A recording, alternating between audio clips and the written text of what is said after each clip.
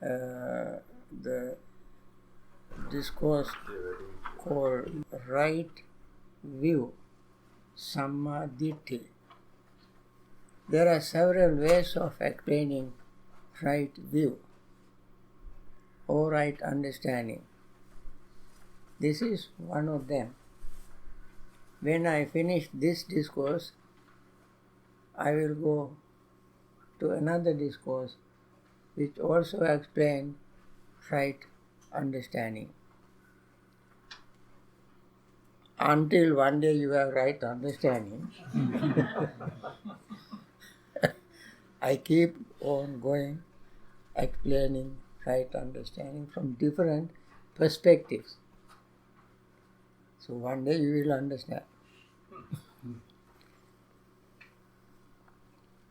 This discourse was delivered by Venerable Sariputta, one of the most intelligent, wisest monk among many monks. So he explained right view or right understanding in 16 ways. We have discussed 3 ways? Yes. 3 ways. Number 1, I just want to recap for the benefit of those who have not been here before. Out of 16 ways, 3 we have discussed. Those 3 were understanding wrong as wrong and its cause, right as right and its cause. To this extent, we understand, we have right understanding. Second way is understanding nutriment as nutriment, its cause, its end, and its leading to the end of nutriment, food. Number 3, we discussed the understanding of suffering, its cause, its end, and the way leading to the end. You can see the pattern, 4 steps. Each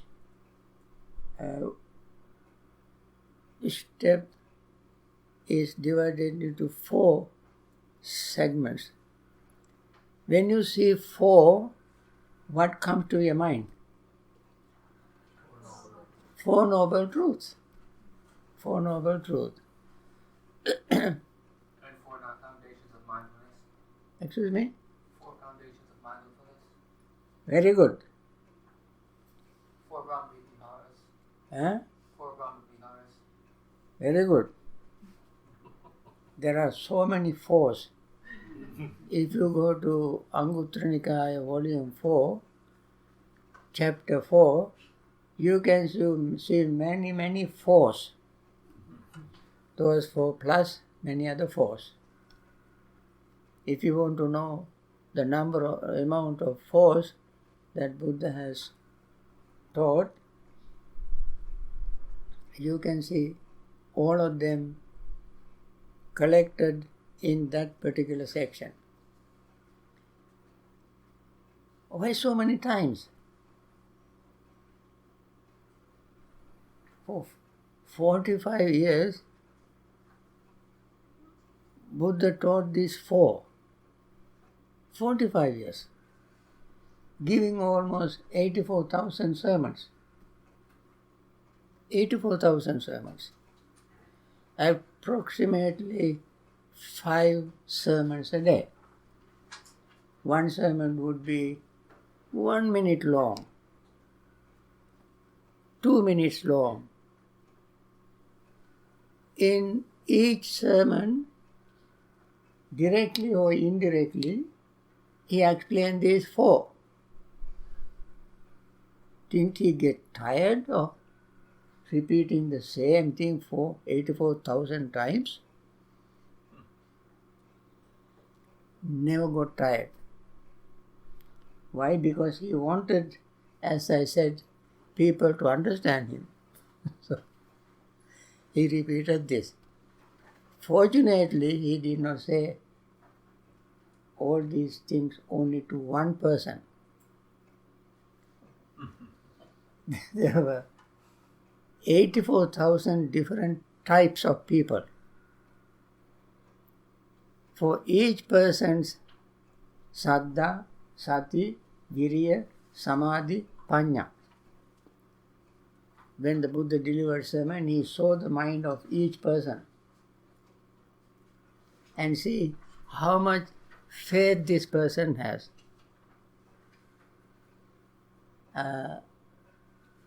How much effort this person has made, how much effort he can make. How much mindfulness this person has, how much mindfulness he can develop.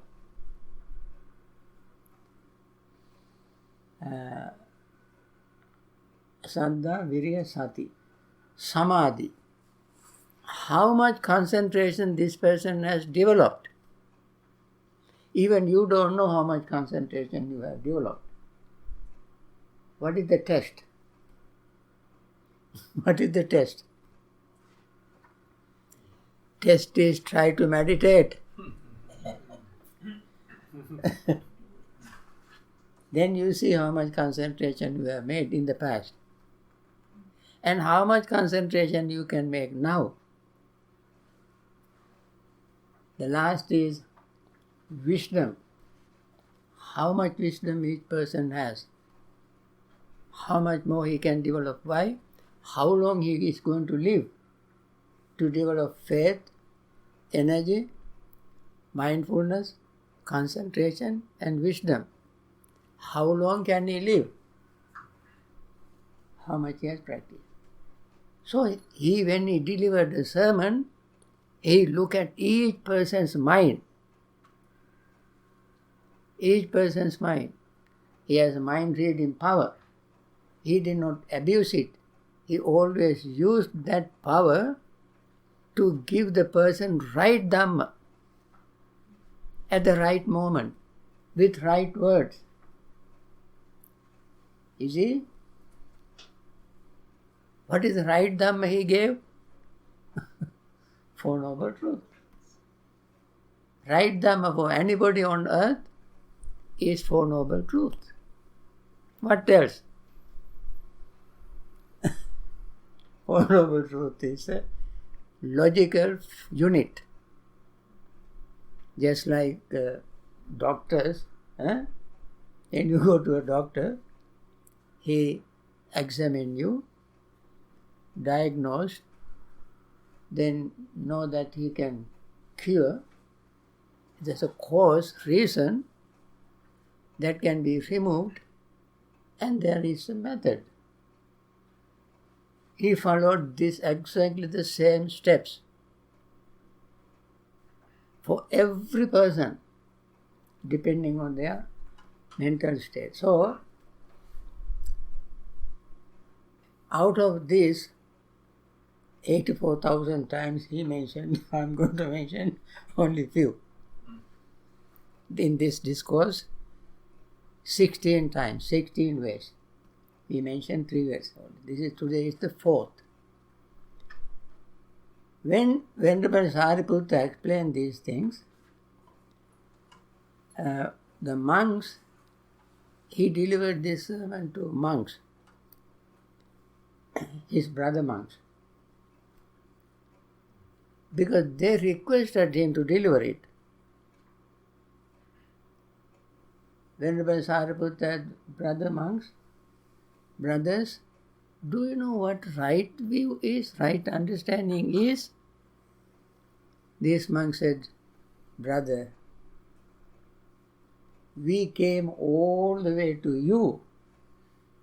You are commander-in-chief of Dhamma, Senapati. Dhamma Senapati. Senapati means commander of chief. Commander-in-chief. You are commander-in-chief of Dhamma.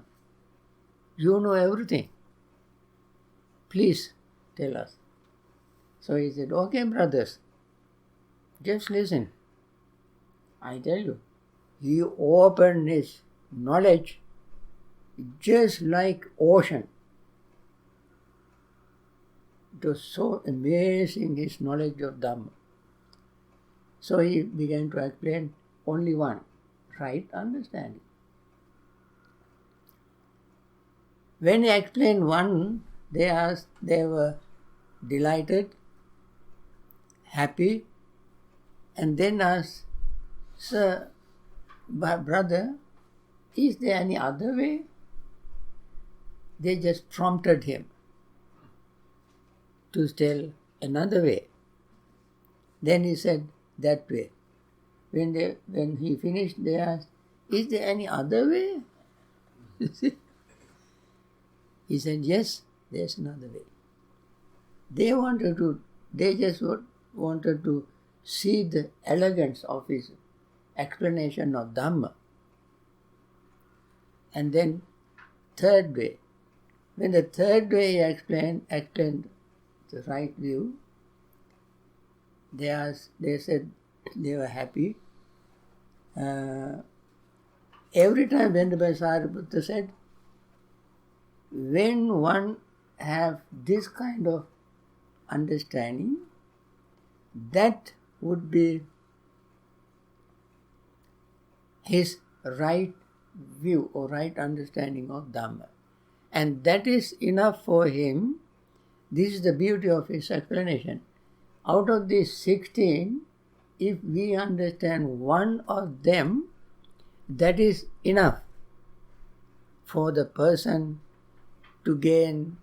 to overcome all his defilements and attain full enlightenment. Only one of these 16 ways. So these monks wanted to know all the 16 ways. So when he finished the third way, they asked, is there any other way? He said yes. Now today we start with what you call Jara Marana. Jara Marana. Let me explain first the Dhamma involved in it. He said, when friends and noble disciples understand aging and death,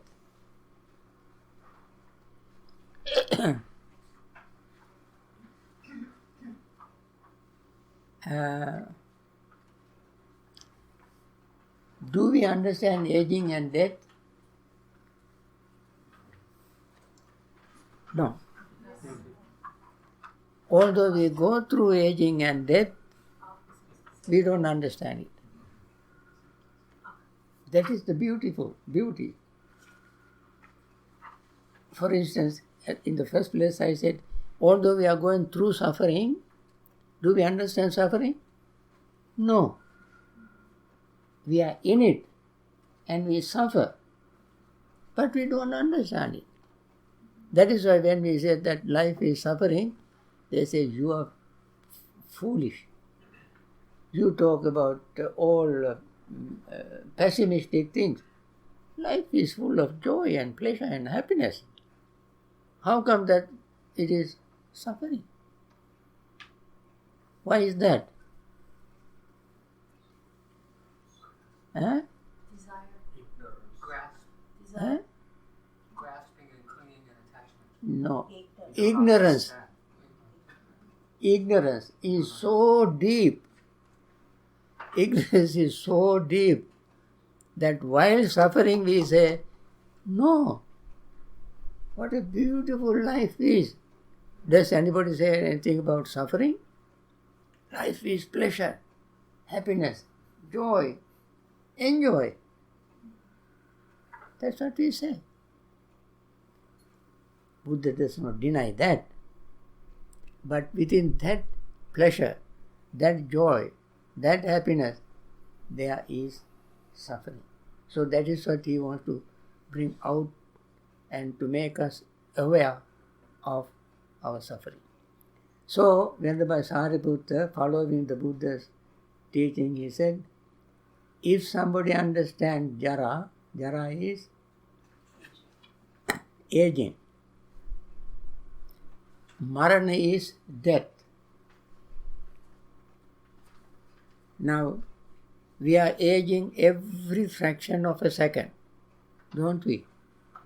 Every fraction of a second we are aging.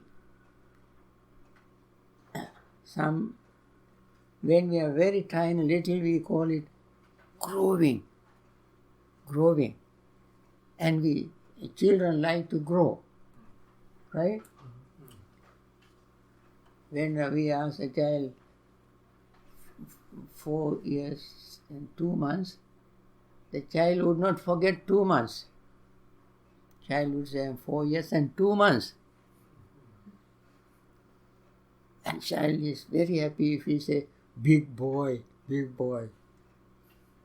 Like to hear growing. And come up to certain age. How old are you? 20. Come up to certain age, little higher. 25. After that, even the man is 30 years old, he likes to hear somebody say, you look like 20. Oh, very good. Thank you.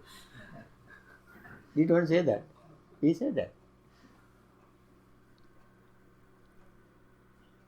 When I ask a child, how old are you? Even a man, he looks like 50. Looks like 50. But he is 70 years old. I call him, you look like 50. Oh, thank you very much. Don't we say that? Yes. We say that. At a certain age, we like to grow faster and become adults and do what adults do. Then we become adults, we don't want to grow any further. They want to bring, I like to bring another at least 30 years younger. I like to be 30 years younger. If somebody says, Bhante, you look like 60. I said, that's very good, thank you. Huh? Even I like that. I don't want people to know my age.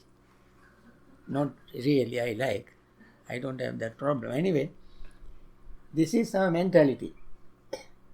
Don't like to grow after a certain age. Why?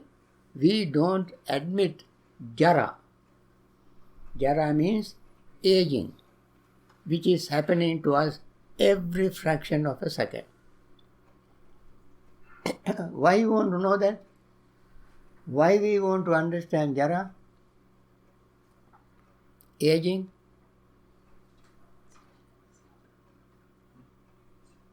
According to Buddha's teaching, understanding aging is absolutely necessary because we can hurry up to attain liberation. We have to hurry up to attain liberation. That means we arouse our spiritual urgency, Dhamma Samvega. So, understanding aging is absolutely necessary. So, Venerable Sariputta says, understanding aging and death, he put both together. And origin of aging and death, and the cessation of aging and death.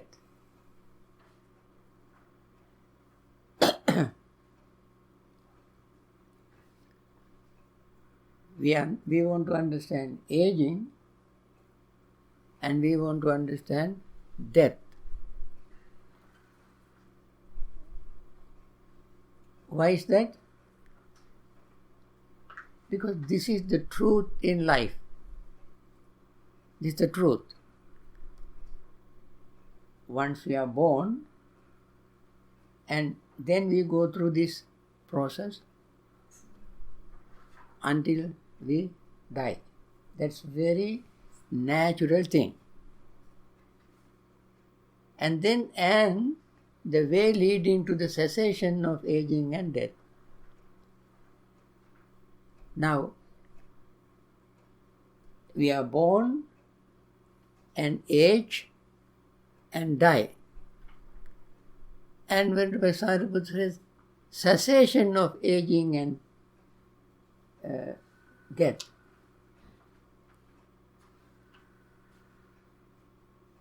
can we see cessation of aging and death? Yes. We can see it in this life when we normally think that when we die, finish for me. There's nothing more. That is also a way of thinking. People think when we die, that's it.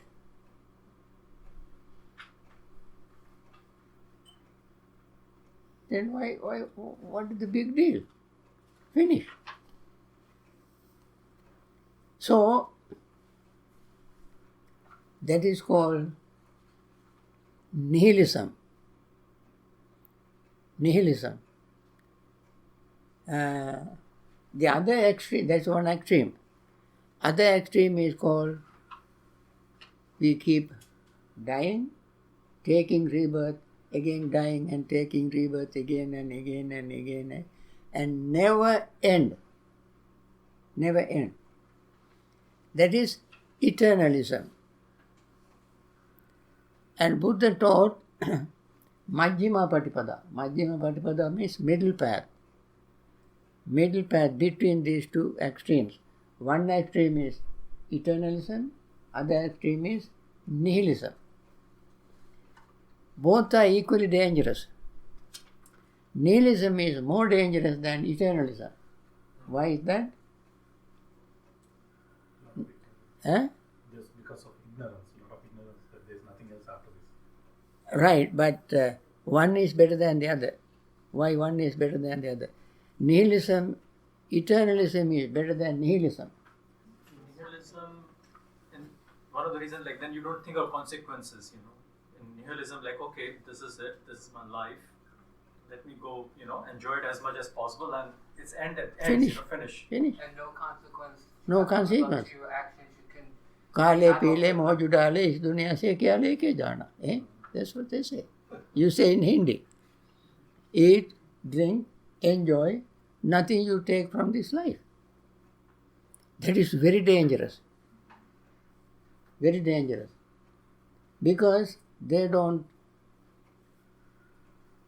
respect ethics, morals, lives, and they follow Machiavelli's principle. Do Machiavelli's principle? Machiavelli's principle? You know that? Most of you know what is that.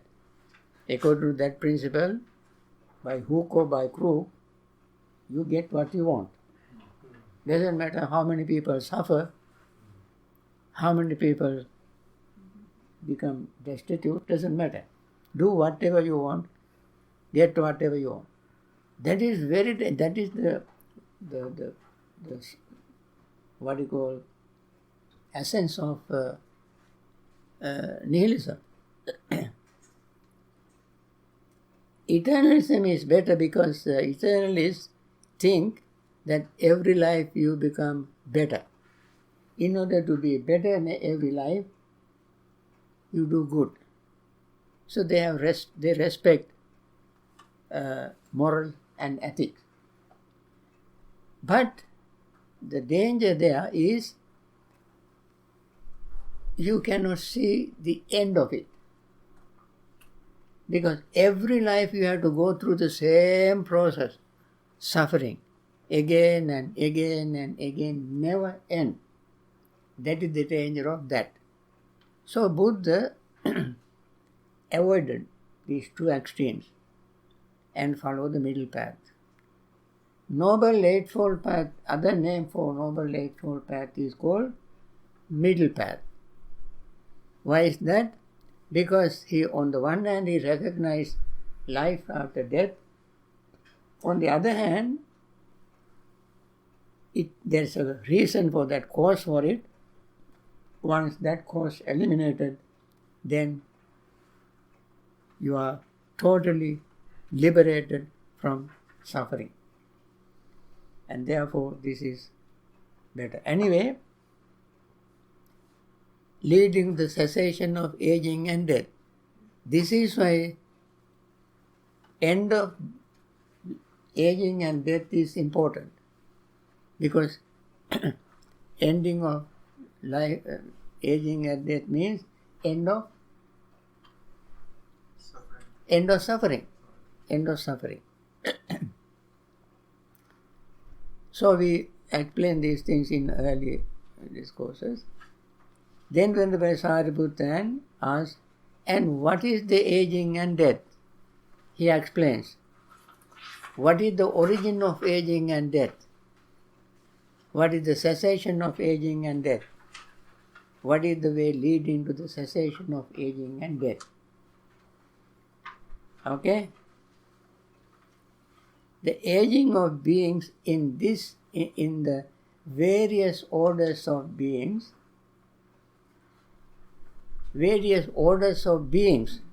meaning human beings, animals, ghosts, goblins, divine beings, quadrupeds, bipeds, and beings that don't have feet, and even tiniest being is a being. No matter, even, I don't know, bacteria is unicellular being, one cell. Bacteria is one cell, isn't it? Even they have suffering.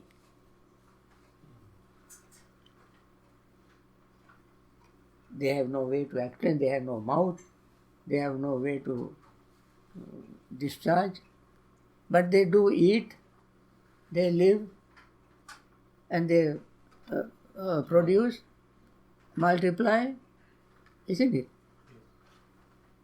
Yeah. I have not studied all this science, biology and microbiology, macrobiology, so I don't know. But I believe what Buddha said. So,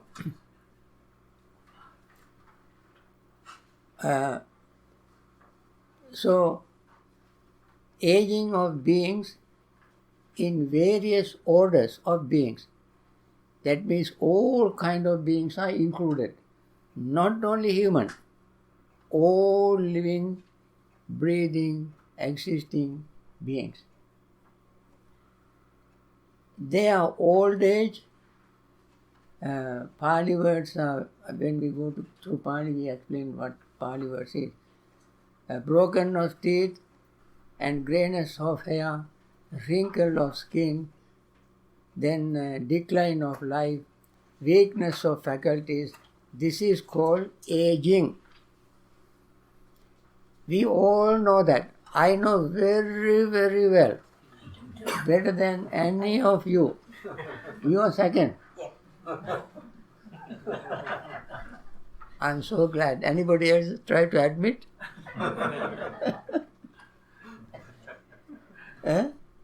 Don't be shy. We have to admit. Even the youngest person goes through all this slowly, naturally. So, that is called aging. Weakness of faculties. You may not know the faculties are weakening every day. Only when you come to certain age, you begin to notice it. When you notice it, you begin to get very upset. Why? You don't want that to happen. Eh? You don't want that to happen. Yeah, because it gives a shock. Gives a shock because you never expected it. Actually, I got a shock.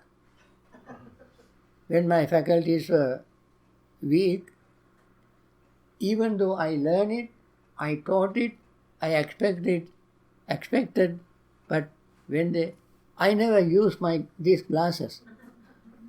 4 years ago, I was very proud of my eyesight. I never used glasses. I had 3 operations, 4.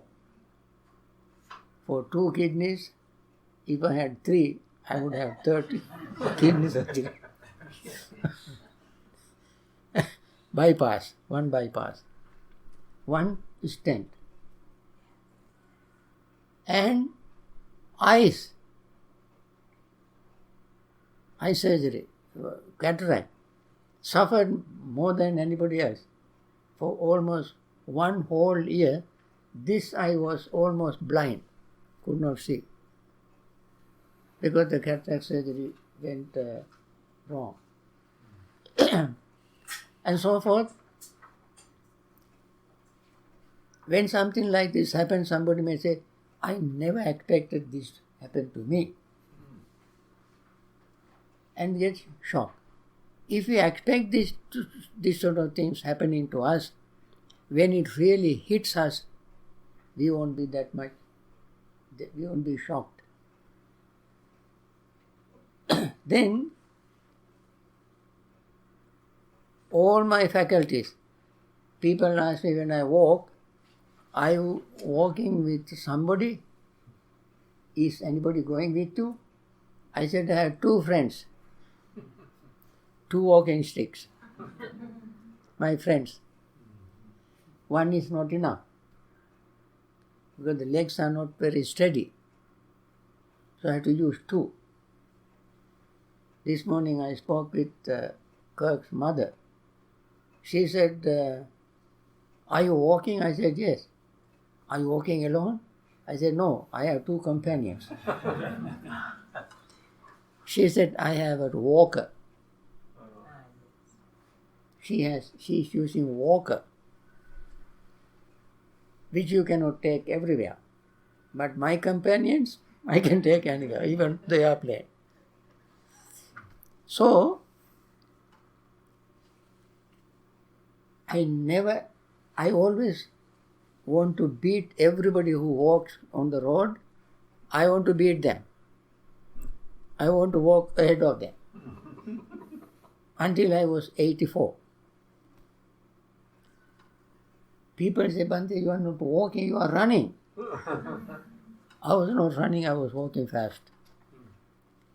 But all of a sudden, everything dropped. Now this is how I walk. Friends, I'm mentioning these things, but I'm not happy, I'm not sad, I'm not depressed. In spite of all this, I remain very happy. Why? I know these things. I know these things.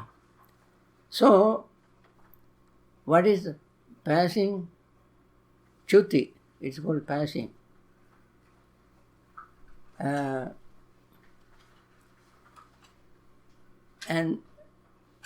they are passing away.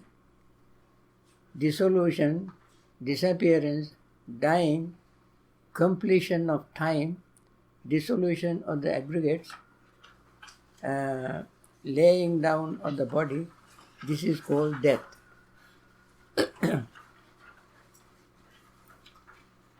And so this aging and this death are what is called aging and death. He separately mentioned these 2. With the arising of birth, there is the arising of aging and death. Okay. What is the cause of death?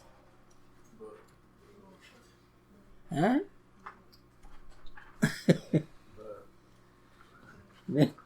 when somebody dies, pathologists go and try to find out the cause of death. Isn't it? Forensics try to find out criminals' cause of death and others. And they found various very sophisticated ways, including smell. Isn't it? They use smell, right, to see how long the body is decomposed, how long the person died. By using smelling, they can tell how long they, and the cause of death. So many sophisticated things they invent to find the cause of death. Buddha found only one cause. Cause of death is birth. Finished. Everything is covered. Cause of death, cause of aging, and all these things is birth. And then end of aging and death is this noble eightfold path. The way leading to the cessation of aging and death. Now, you might wonder, by following the Noble Eightfold Path, how can we stop aging and death?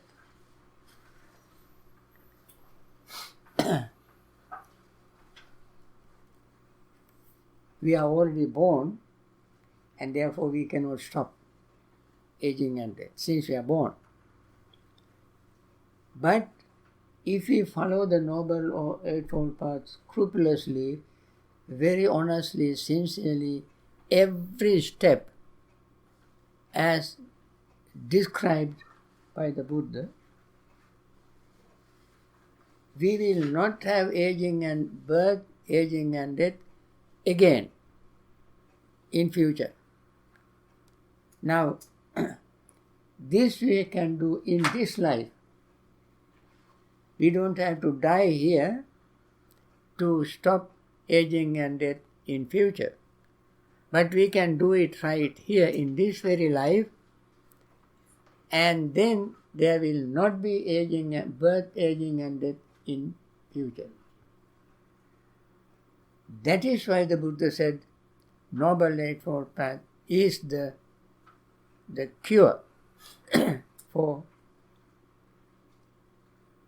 Now, what Venerable Sariputta said now? He said, we have to first recognize that there is something called aging and death. Then he said, that's the number one. In the Noble Eightfold Path, what is the formula? First truth has to be understood. Understood. Huh? That is, suffering should be understood. Similarly, aging and death should be understood. In the Noble Eightfold Path, second is the cause of suffering. Similarly, the cause of aging and death must be understood. Third, in the Noble Eightfold, the Four Noble Truths, end of suffering. In here, end of aging and death. Same pattern. Fourth is the cause of the way leading to the end of suffering. Here he said, the way to leading to the end of aging and death is the Noble Eightfold Path. Same pattern. When he finished this explanation, these venerable monks asked, Venerable Sariputta said, I think we explained this earlier, I simply don't want to spend time on this. When somebody understood these 4 steps of the aging and death in this way, that would help the person to liberate from samsara. So, you see, the beauty of this is only one of them is enough. It is just like, I think even in modern science they find genes to determine the personality, isn't it? Gene. If you take one cell from our body, for a scientist, whatever scientist, I don't know, who can determine the gene, can tell everything about that person. Similarly, in the Buddha's teaching, if you understood one section, one part of his teaching, you understood the entire teaching. If you understood one simple part of the teaching, you can be totally liberated. See, teaching is such a huge amount, but just like any drop of water, any drop of water taken from the sea, ocean, has only one taste of salt. Whether you take from the Caspian Sea, Atlantic, Pacific, doesn't matter, Indian or any part of the ocean, you take one drop, it has only one taste. Similarly, in the Buddha's teaching, if you take one single part and understood it very clearly, you can understand the entire teaching and liberate yourself from suffering. So when the Sariputta, when he mentioned this monk said, that's very good, is there any other way? Then he said, then he said, birth. When noble disciple understands birth, the origin of birth, cessation of birth, the way leading to cessation of birth, to that extent that person understood the 4 end of suffering and attain liberation. Then a third one we discussed today is I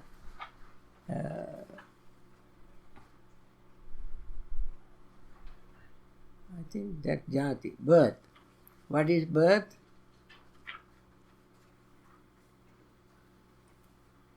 With the okay.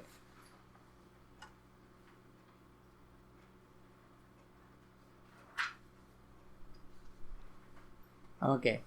What is birth? The birth of beings in the various orders of beings. Exactly as before, they are coming to birth,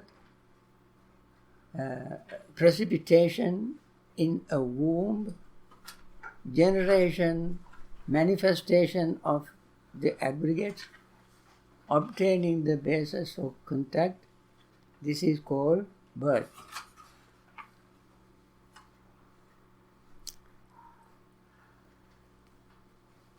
That is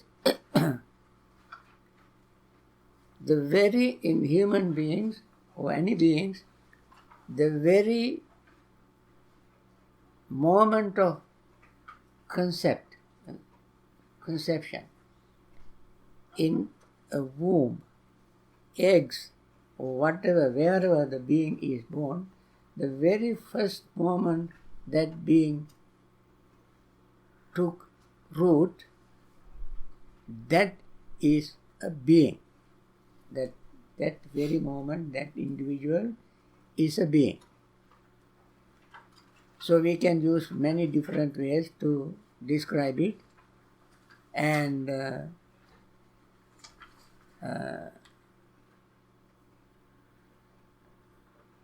so the last one is bhava. I just want to summarize this because this is a 1 hour class. It is already gone. 1 hour is gone. Second part of the class is Pali. Now first part I spent explaining Dhamma involved in this section, which is even more important than learning Pali. Bhava is there might becoming, understanding being, origin of being, and cessation of being. Being, origin of being, cessation of being, and the way leading to cessation of being. Now, now let us go through Pali a little bit. Since you have the handouts with you, it is I made it as easy as possible. Yato ko avso arya savako. Yato means when. When. Ko is indeed, or I think like that. Also means friend. When the monks address each other, they can call each other also. Especially in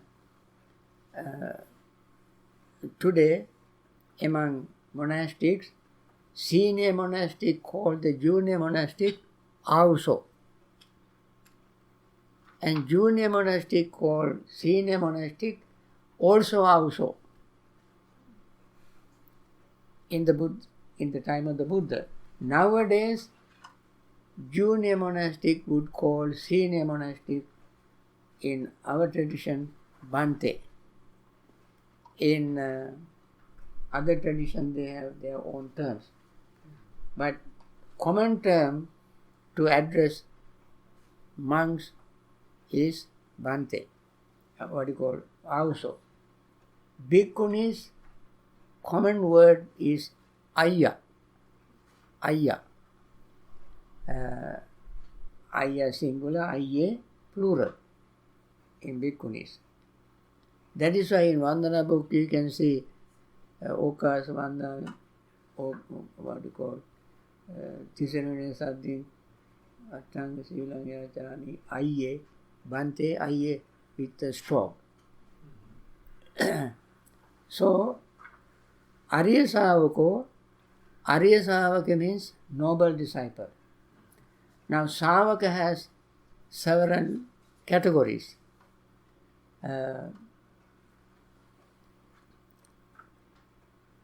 Bhikkhu Savaka, Bhikkhuni Savaka, Upasaka Savaka, Upasika Savaka, all these are Savaka. Savaka means disciples, listeners of the Buddha. That is one category of Savaka. Another category of Savaka is called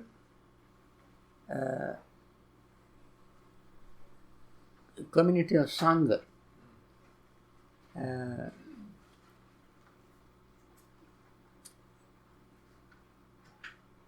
And Putujjana Savaka.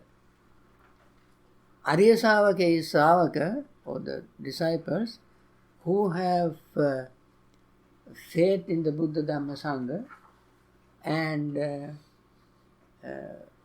follow Buddha Dhamma Sangha. They are Savaka.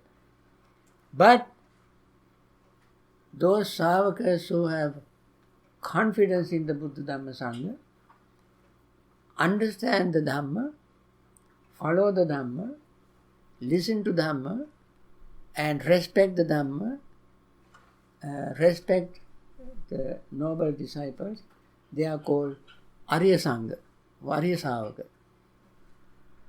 Arya Savaka also means those who have attained stream entry, once returner, never returner, and Arantu. They are Arya Savaka. So, Arya Savaka, here Arya Savaka means just ordinary disciples who even have not attained any stage of enlightenment.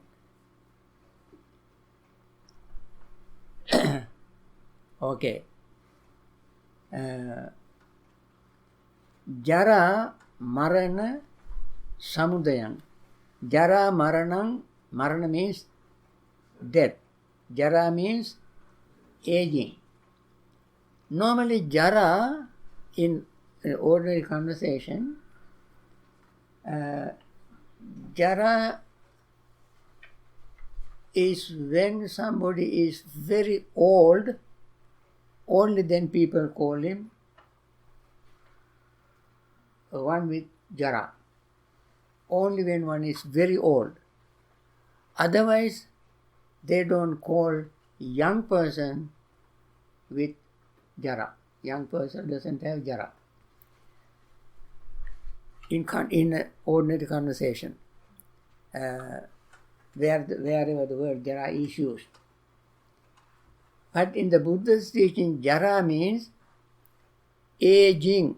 From the moment we were conceived in our mother's womb, we are going through Jara, going through aging. Aging process is called Jara, which starts from the moment of birth. Aging starts. That is a very meaningful definition. And death also is taking place every fraction of a second. We die and take rebirth. Every fraction of a second, everything in our body dies and takes rebirth. It happens so fast, so quickly, that we cannot notice it because of the speed of change. And if somebody understands that, that is understanding aging and death. And then Arya Savako Jara Maranancha Pajanati. Pajanati is understand. Janati is enough. Janati is enough. Pajanati means knows very well, completely. That is why this knowing leads to attaining liberation.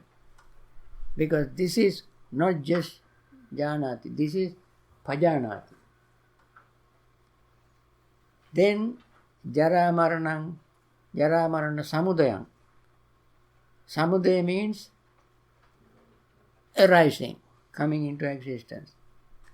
Nirodha, next paragraph. Nirodha means cessation. I mentioned Nirodha has two kinds of Nirodhas. One is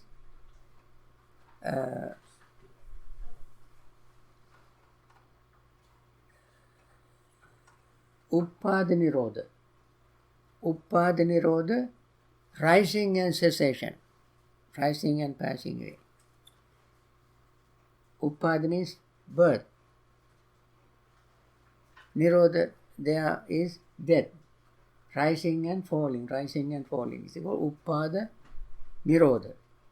There is another Nirodha called Anuppada Nirodha. Anuppada Nirodha means cessation, then there will not be any rising again. That is called final attaining of Nibbana. And that is what Venerable Sariputta wanted to teach his fellow monks. Anuppada, never to arise again. Okay. Then the way to to the end of that is Noble Eightfold Path. I bet everyone here knows Noble Eightfold Path by heart. Everybody. Is there anybody who does not know Noble Eightfold Path by heart? 1, 2, 3, 4. And those people at the back? Huh? There are few who don't remember Noble Eightfold Path. Not that you don't know, but you don't remember. Let me remind you so that others who are just shy to say no, for the benefit of everybody, let me repeat it once again. You want me to repeat in English or Pali? Pali first. Pali first. SammaDitthi, Samma Sankappa, Samma Vacha, Samma Kammanta, Samma Ajiva, Samma Vayama, Samma Sati, Samma Samadhi. English. Right understanding, right thinking, right speech, right action, right livelihood, right effort, right mindfulness, and right concentration.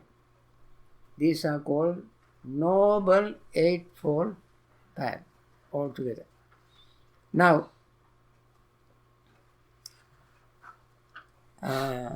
then we go to next one.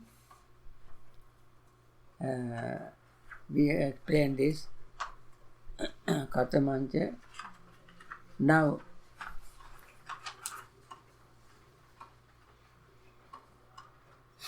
okay. I want to explain two words you can see in your handout. One place we see Katamam, other place you see Katamo. Can you see the number 3? Katamam, Katamo. What is the difference? Why is that?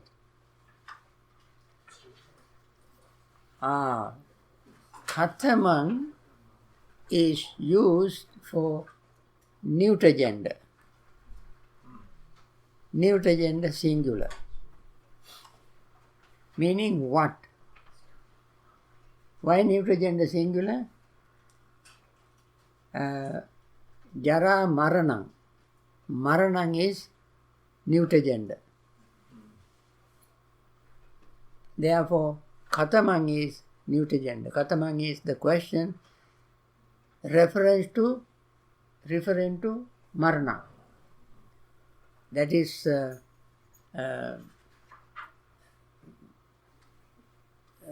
adjective describing Marana. Therefore, it is in neuter gender singular. The other one is Katamo. Would that be masculine? Huh?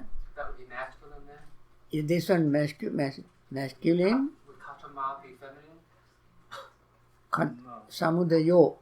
Samudayo is masculine singular. Therefore, Katamo also masculine singular. That is why one place is Katamam, other place Katamo.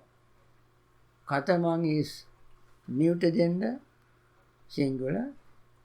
Katamo is masculine gender singular. Katamo refers to Samudayo. Katamam refers to Maranam. Okay, every place like that, Katamam. And the other place you can see Katama, feminine. See, Katamam, Katamo, Katama. Neuter, masculine, and feminine. Why Katama? Patipada. Patipada is feminine, singular. Okay. Then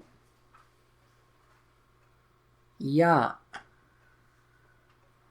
Ya also you can decline like this. Ya, Yang, Yo. Ya, refers to Jara, that is feminine gender. Ya. Tesang is plural of them.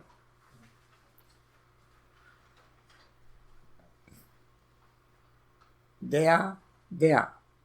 Jara. Tesang. Sattanam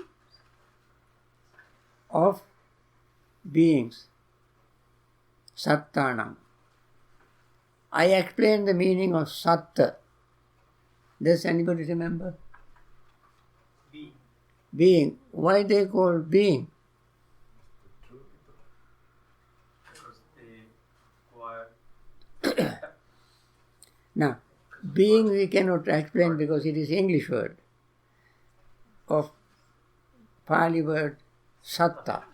Satta in Pali is used for those that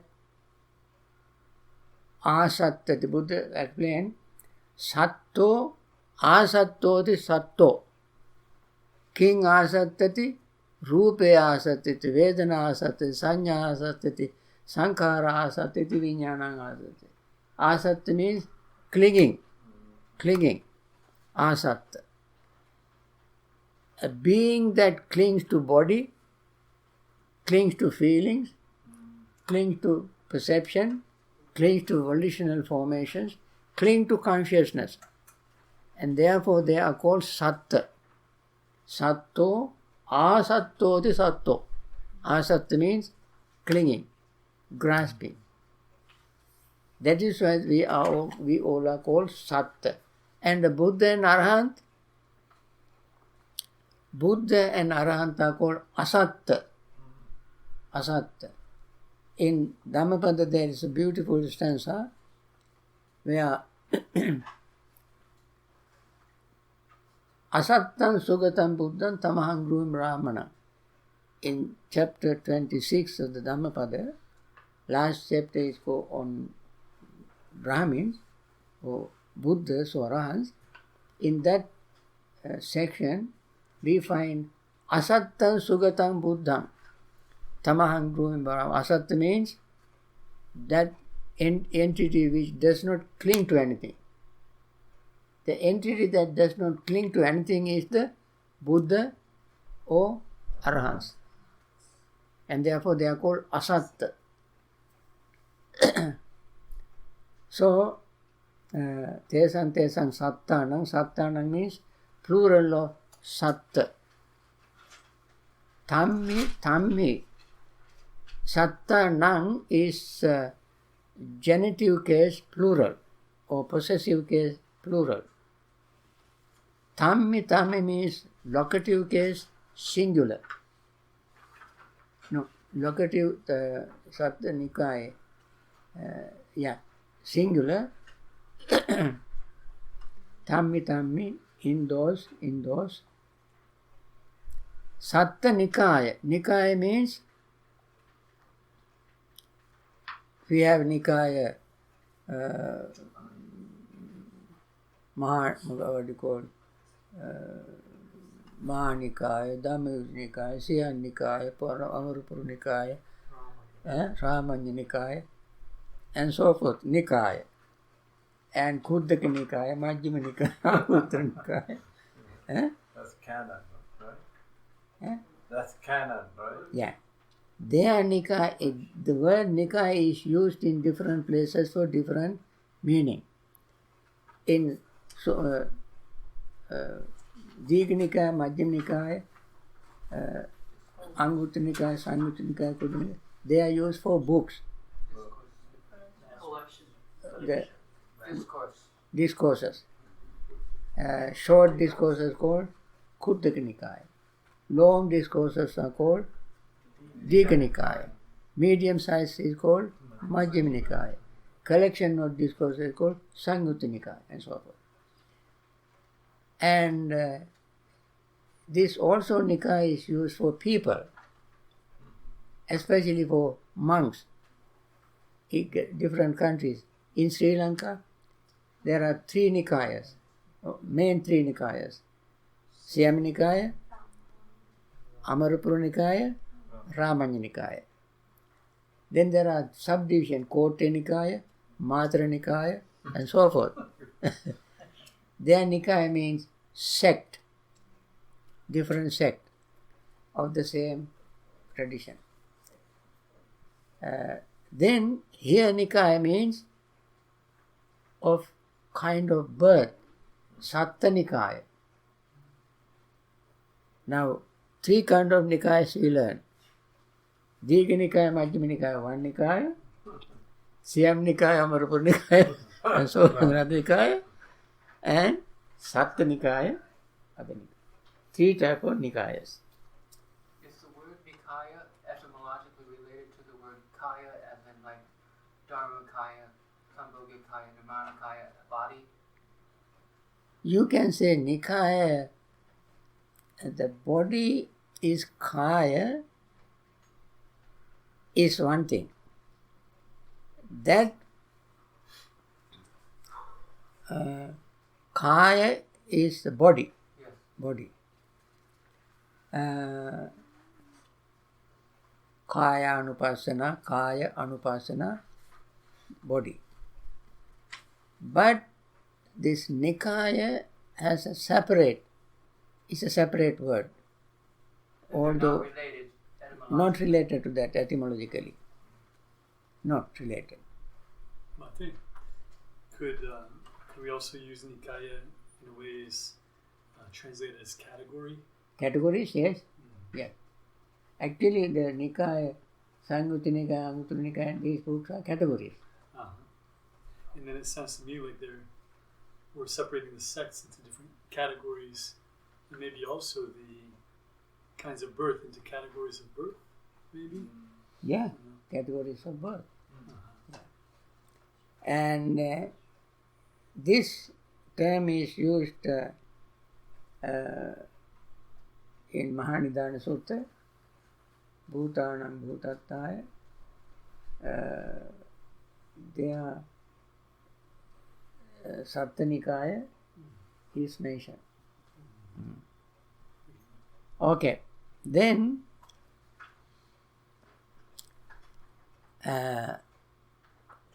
various Tesan Sattanan Tammi Satta Nikaye, Jara. Jara is aging. In Australia there is a tree called Jara. Very strong tree. Jara. Then Jiranata. That is very good term. Jiranata. From the word Jara, the Jiranata is derived, is made. Jiranata means agingness. Agingness. In English it sounds very odd. Therefore we cannot say agingness. Therefore it's called their old age. But they don't use the word for like when wood get direno, that's the one. In Sinhalese, yes. Yeah, that's compound as well. Yeah. Jara. Jiranata, Jiranabhava. Yeah. In Sinhalese, because Sinhalese is directly derived from Pali and Sanskrit, and therefore it's very, very close to those languages. Now, Khandichan. In Sinhalese, what is that? Kadiccha. Kadiccha. But in English, because these are not parallel languages, so we have to use English sounding words. So, brokenness. Khandichan in Pali, Kadiccha in Sinhalese. What is, what do you call it in Hindi? Khanda. Khanda. Khandata. Akhand is in Britain. Khanda is part. Yeah. Akhanda Akhanda, meaning continuous. continue. But that is not related to Khandiccha. Kandicha can be related to candy. Okay. Kandichang. Then Palichang. Grayness. Palichang in single is Pahicha. Pahicha. Vali Tachata. Vali means wrinkle. Tacha means skin. So, Vali Tachata, wrinkleness of the skin. Okay. Then, Ayu no. Ayu is the noun.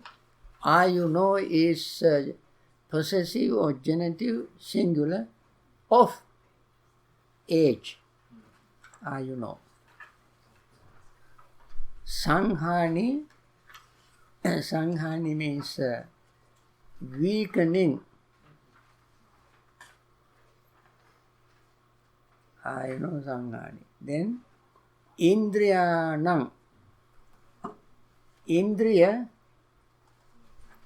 means faculties. Indriyanam is plural because there are more than one Indriya. Indriyanam of faculties. Again, genitive plural. And Indriya is of course neuter gender. Mostly neuter gender and masculine gender decline in a similar way.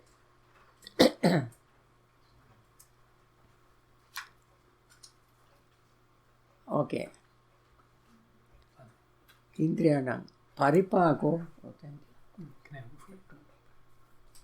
Paripako is maturing.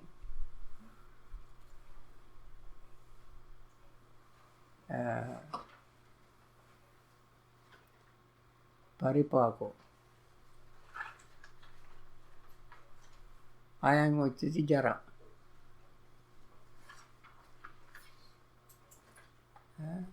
No. We all of a sudden jump to this one. Valitachata, what you call wrinkleness of skin. Ayu no. Ayu is singular. What you call neuter gender. Sanghani is weakening, what we call declining. Indriyanam of faculties. Paripako, weakening. Ayam, this Uchati is called Uchati, also friends, Jara. Then Katamam Chavno Maranam. Katamam Maranam. See, Katamam, instead of M, this N is used with tilde on the top. Why is that? Because of the consonant ch. When the n combined with ch, n becomes n, n sound. Maranam is death. Then again, ya, the ya is feminine gender singular. Why is that?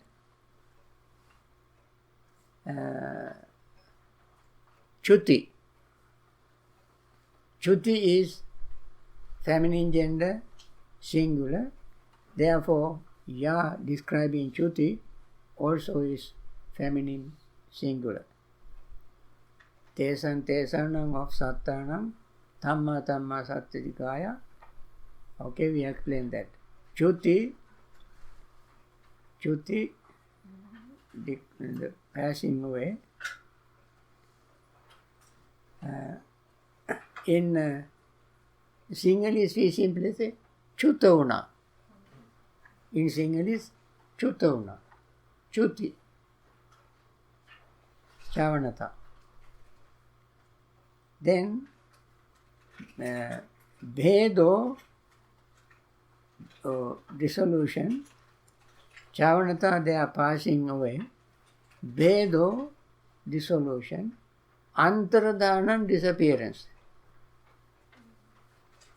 Antardhana is used even in spoken Sinhalese, isn't it? Antardhana. Antardhana venava. Antardhana.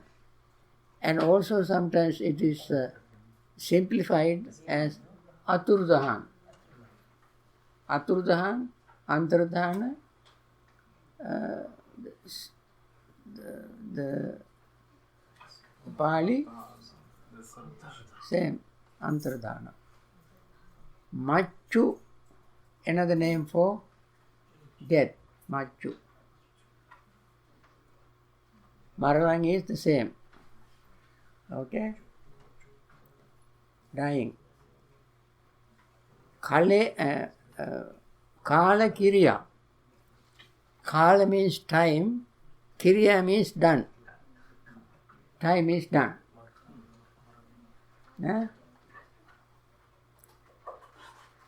Good word. Khandanam. Khanda means aggregates. Khandanam is plural. So aggregate, Bhedo, dissolution. Aggregates are body, feeling, perception, volitional formations and consciousness. These are aggregates. Now body is one side, all the other four are another side. And these four will leave the body. The body leave for worms and animals, insects. Maggots. Yeah. They consume that. And the bacteria. And other four separated. That is why it's a dissolution of aggregates. Okay. Vedo. Kalebras. Kalebra is another name for the body. Nikkepo, lying down. The body lies down. Idang uchyati also maranam. This is called maran, death. Iti, so, ayam, this, cha, also, jara, aging, idang, this. Now, idang in one place, iti, so, ayam, this, idang. Ayam refers to jara, idang refers to marana. Why one place ayam, other place idang? For this, the meaning is this. Ayam is this, idang is this. These two are different because of the gender. Ayam refers to jara. Jara is feminine gender. Idang refers to marana. Marana is neuter gender. Neuter gender, singular. Idang uchyate also marana. What do you call? Jara, marana. Jara, marana is used in as one compound noun. And therefore, the adjective idang follows maranang. Maranang is the last one, neuter gender. When one feminine and neuter gender word, one is feminine gender, one is neuter gender, when these two combine together, the adjective takes the last word's gender. That is why idang is used. Idang refers to marana and not jara. Yeah. Okay.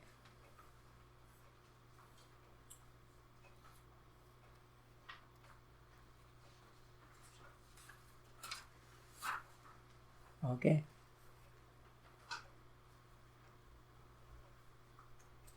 Jati samudaya. Jati is birth. Samudaya means birth, arising. Marana samudaya. Okay. Jati nirodha. Nirodha means cessation. We mentioned it. Okay. Now we go to number 4. Number 4 also the repetition. Number 5, last one. Start number 2. Siya also is a possibility that we explained earlier. Jati means birth. Samudaya again is origin. There are not new words here. Almost the same. Then the number 3. Jati. Birth and tesan saptana. Sanjati. Okay. Which is jati. One new word is bhava. Bhava means being. Now we use the word sat, also being, bhava also being.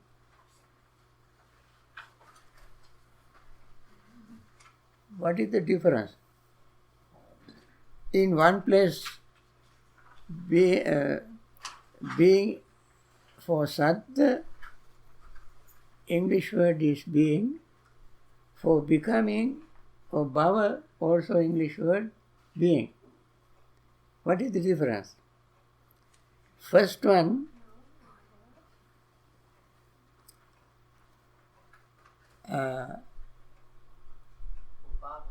must be related to bhavana, which means to cultivate. no, bhavana is coming from different root. No, not different root, meaning different. Their bhavana is cultivation. Here bhava means a state. First being, first sattva is translated into English as being. Here bhava also is translated as being.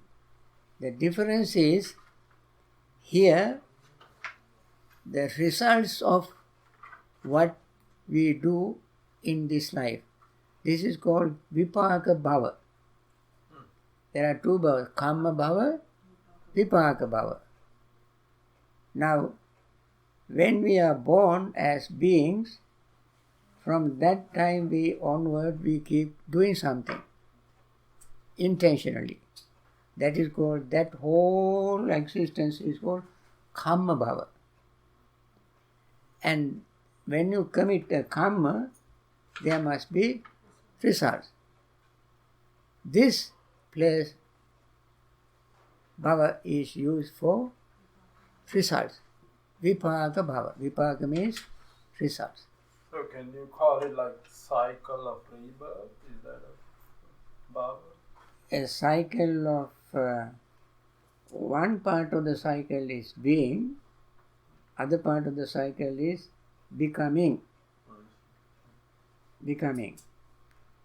So becoming is the result of being. Because a being does not simply lie like a rock and table and so forth. Being is always active, doing something. Doing something. And that doing is called karma. Especially doing with intention, that's called karma. whenever we do something intentionally, it has a result. And the result is called vipaka bhava. So there are two bhavas, karma bhava, vipaka bhava. One place sattva, sattva being attached to the five aggregates. Once we attach to the five aggregates, what we do? We do all kind of things. All kind of things. And therefore, that being is a being that does many things intentionally. And therefore, that whole life is called karma bhava. When that being has done so many things intentionally throughout life, after death, that being must be born somewhere, reborn. And that is called vipaka bhava. So in this sutta, Bhante, are they addressing both here? Or? Yes, both. Okay. Both. I heard some other voice somewhere. No. Okay. Okay. Now I think this is the end bhava. That is only a new word. Okay?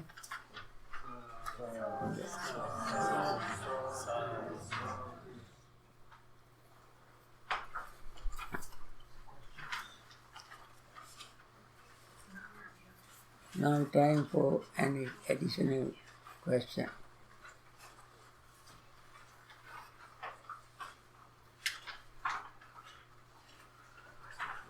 I have a question. So in the Four Noble Truth, it goes dukkha samudaya nirodha magga, but in this case it goes dukkha samudaya nirodha gamini patipada. So the SammaDitthi as it goes through all. So was that done to separate Noble Eightfold Path out? Or? No, same. Patipada is the method. Oh, thank you very much. Total. Good. Patipada is method. So Gamini Patipada and Magga is it's almost same.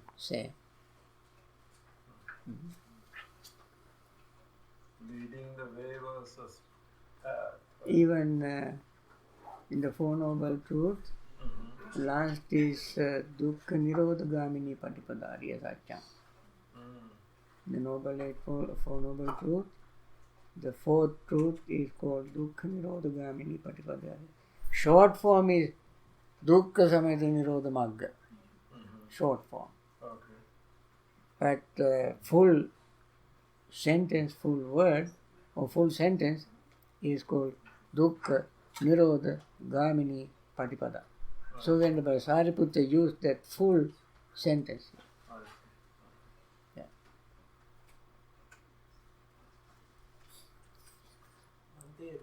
All these three sections, Jara, Marana, Jati and Bhava, there's a section 4 we kind of missed. It has Raga Anusaya, Patika Anusaya and Dittivana. Yeah. Now, we explained these things earlier. I think you forgot it. Now, we come to Anusaya again at the end of this Asava. Under Asava, we discuss Anusaya again. Anyway, next time you remind me again, I don't mind repeating it. Right. There are two, Asaya, Anusaya, two. That is why Buddha Asaya Anusaya Jnana. Buddha's one of the knowledge is Asaya Anusaya Jnana. Asaya is one thing, Anusaya is another.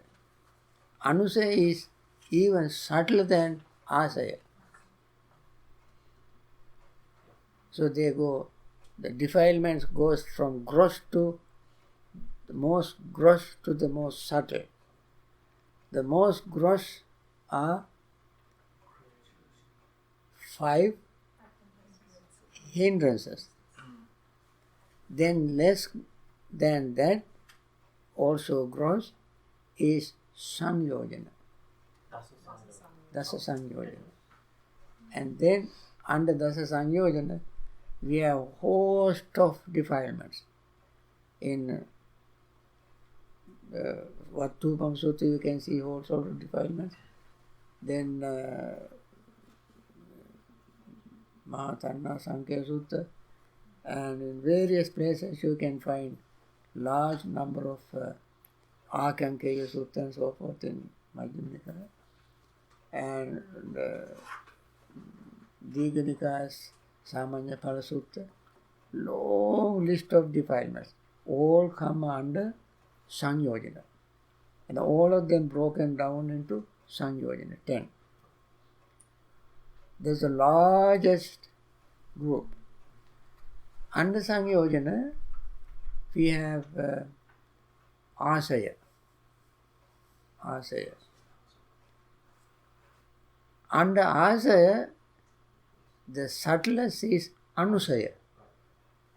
So there, when we meditate, from Anusaya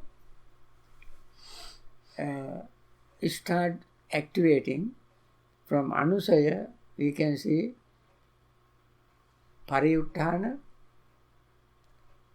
Vitikkama, Kammapata. From Anusaya arises, Anusaya suddenly raises its ugly head. That's called as a Pariyuttana. Uttana means getting up. Anusaya means sleeping. Anu means not your name.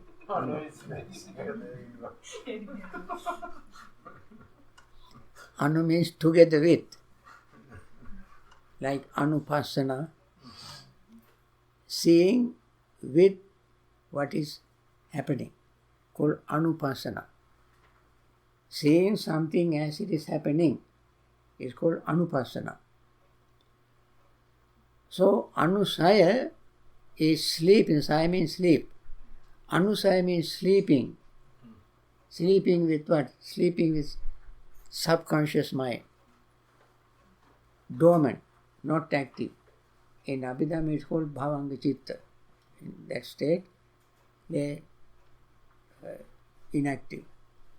Then, when something happens, that inactive state becomes active. That's called Pariyuttana. That defilement, which is dormant, inactive, as soon as the respective object arises through eyes, ears, nose, tongue, body and mind, this Anusaya state becomes active. That's called Pariyuttana. Then Pariyuttana stage becomes Vitikkama. Viti means street, road. It goes in the direction of eye, direction of ear, nose, direction of mouth, direction of body and direction of mind. Going through this direction to find out suitable objects is called Vitikkama. And then going through these things, it starts working. That means creating karma, making karma. That's called Kammapata. Pata means path. Kammapata means karmic path. So the mind begins to do things in the karmic path. These are the 4 stages of Anusaya.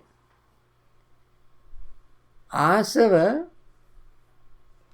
is very interesting word. In Sanskrit we have ashrava. That's Ayurvedic medicine. You brew like beer, wine or liquor, you brew for a long period of time to get it strong and give you a kick. That is called ashrava.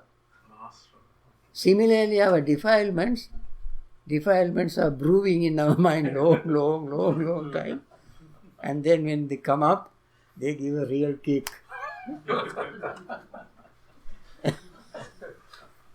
That is why we commit all kind of atrocities. So, and below Asrava, Anusaya is there. Anusaya is not easy to stir up because it is so subtle. Asava already to act.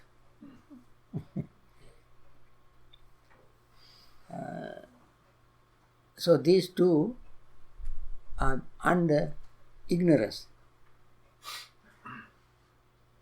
That is what Venerable Sariputta mentioned at the end of the discourse. That is how the 16, that's how it's explained, right, understanding in 16 ways. 16th or last way is dealing with asava. Yeah. Bhante, I have a general question.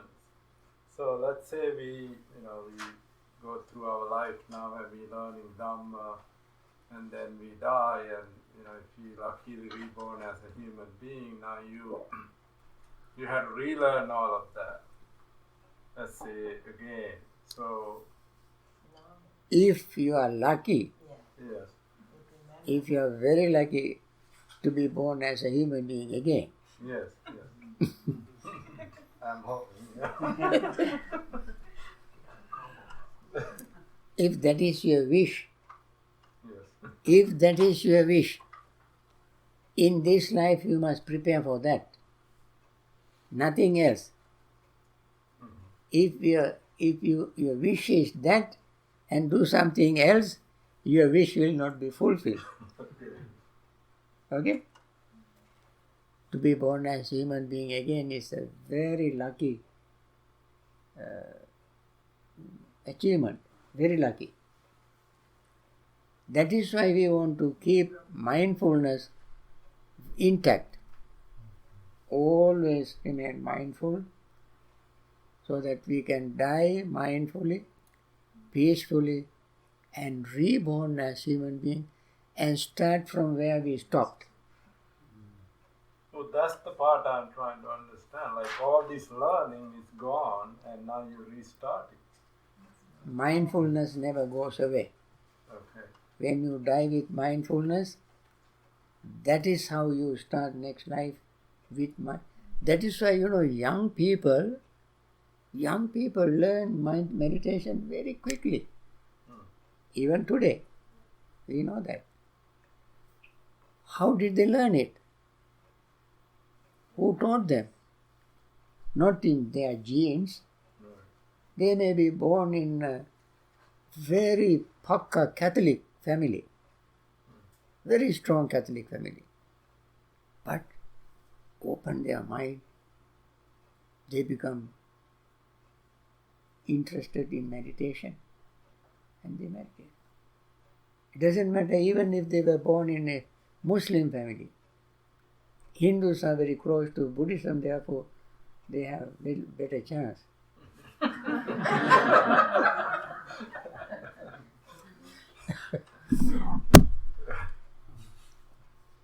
So, others, because, Bhante, I have a question about faith and Buddhism. This is a big question for Chintalpan. If you talked about nihilism and eternalism, and much of Buddhism, from my beginner's perspective, is experience it, see that it works in your life, which it has for me when nothing else did. But we have to accept rebirth on faith. It's because we don't know. We do not know. And if you do know, I wish you'd tell me so I can be sure. But it's an act of faith, like in other religions, so we have to accept rebirth. I think that is a very valid question. In fact, nobody knows where they will be, whether they will be reborn or not. Nobody knows. Not only you. Well, I was hoping you knew. That was my best shot. Well, my case is different because I've been in this business all my life. Since 12 years old. Since 12 years old. Yeah. So, my perspective is quite different. But I said, people. I also belong to people, but different. So, normally nobody knows. But Buddha has given beautiful, what you call, solace in Kalama Sutta. Have you read Kalama Sutta? We have not even heard the Sutta, let alone reading. Kalama Sutta in Anguttara Nikaya. K long A, L long A, M A. Ka, La, 6 letters. Remember. Ka, La, Ma. And how does that translate in English, that word? Which sutra is that? Huh? How does that translate in English? Which sutra? Like, Ka, La, Ma is a name. so it doesn't, it just... Name of... But sometimes we say Lotus Sutra or this sutra. I just wondered if it had an anglicized name, so I can go find it. Yeah. That is the name of the people who lived in that particular area. Kesaputta. In that discourse, at the end, Buddha said, if there is no rebirth, but you do many wrong things, breaking every rule in the book, would you be happy now? No. So you are not happy. If there is rebirth, would you be happy? You will not be happy because you have committed so many wrong things. On the other hand, you do everything good. You are kind, generous, friendly, supporting, whatever. In all ethical, moral rules, principles that you know, you follow them very strictly. You are very happy in this life, won't you? Even if there is no rebirth, you will be happy. If there is rebirth, you will be doubly rewarded. And this is what you have to keep in mind. Because you don't know rebirth, next life. Forget it. But you know that you have to live this life. You have to live this life with other living beings, humans, animals, environment. So many things we have to live with in this life. And therefore, if we do right thing in this life, we just don't worry. Die peacefully. Keep that in mind. Bhante, what if the person thinks that is the right thing to do? Yeah. Be right and wrong for some people, but they think is different to what we think is right or what is in the books. Now, that is a misconception of right and wrong. In the first place, he must understand what is right, what is wrong. It must not be provincial, belonging, periodical, seasonal. Right and wrong cannot be seasonal.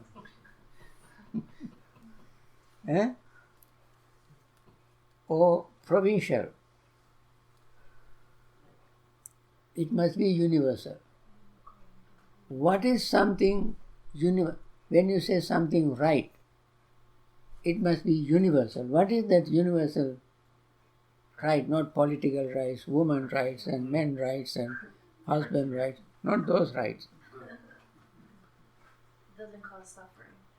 It doesn't cause suffering? It's good yeah. for me and to others. Right. Something good to you, good to everybody else is good. But that's an opinion, Bhante. No? Now, I can tell you, I have to explain it, give some examples. Something bad to you and bad to others. For instance,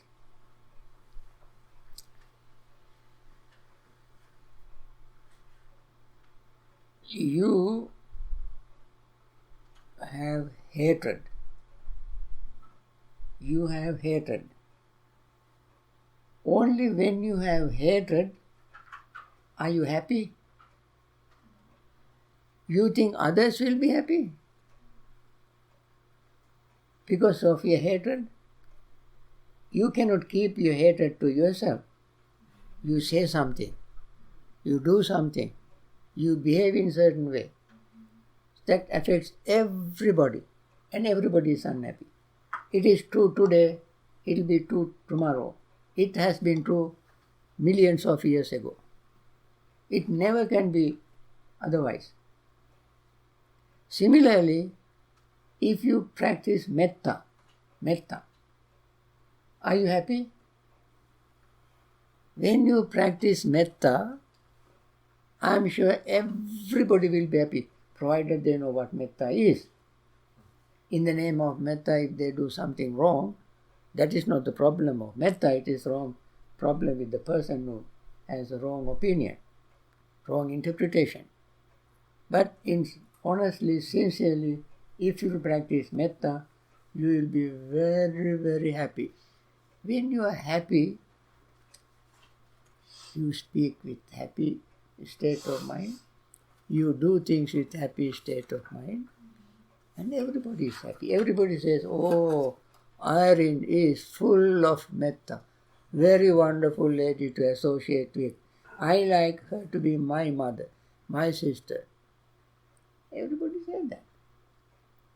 Nobody says, Irene practice metta, I hate her. I told you once I was invited to lead a retreat in Poland. A woman telephoned me and asked me, Bhante, what do you teach in a meditation retreat? So I gave a list of things I practice. I teach jhana and vipassana and so forth I give. Then she asked me, do you teach metta? I said, yes. She said, I hate metta.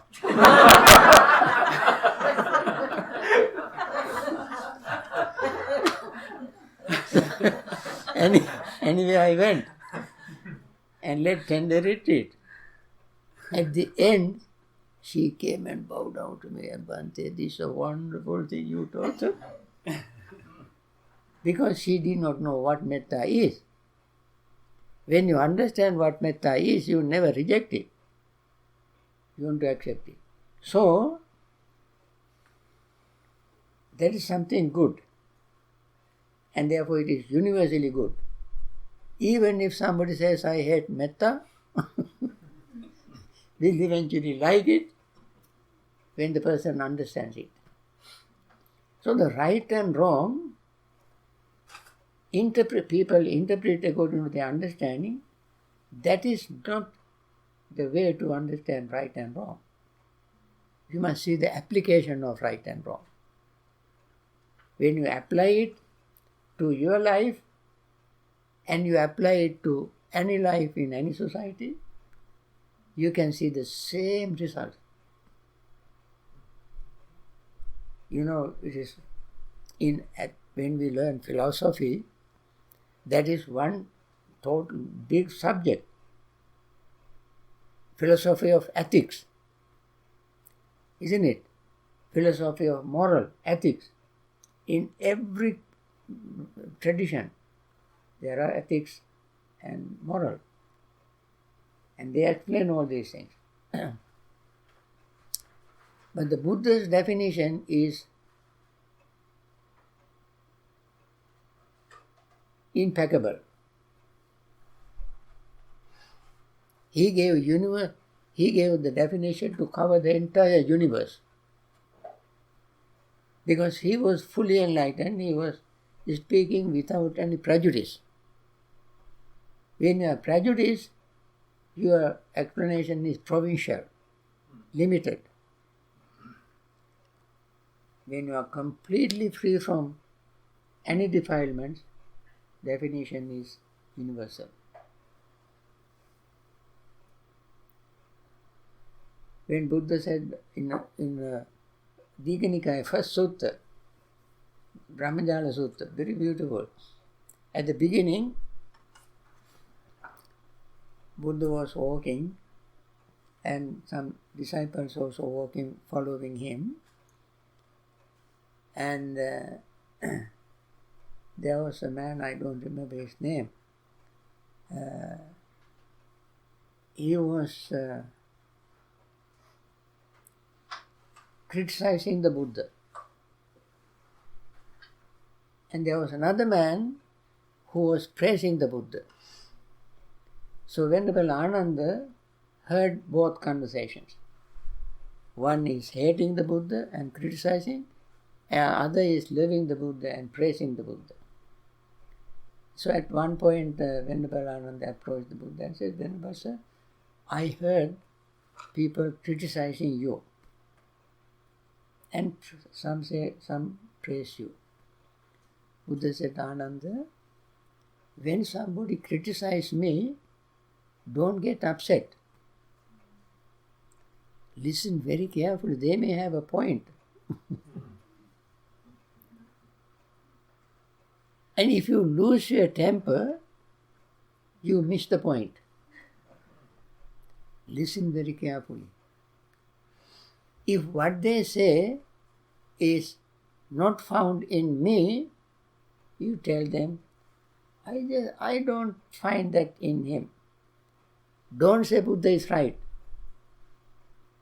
You simply say, I don't find that point in the Buddha. You say what you have observed in me. Because you don't know me. You tell them what you have observed. If somebody says something bad about me, or good about me, don't be delighted. Because you will be prejudiced. But listen to it. That person may have wrong view about me. Listen very carefully. I said, yeah, I found that in the Buddha. So even that Buddha did not, in that situation, Buddha did not tell Ananda, if they criticize you, you go and attack them. If they praise the Buddha, you go and praise them. Buddha did not say that. See how pure his heart and mind, how wise he was. See? That is why he was able to give a universal definition of right and wrong.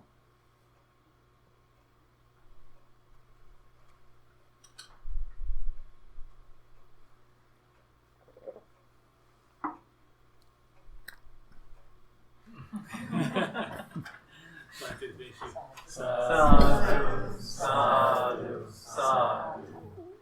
Close the curtain. Now there's a question.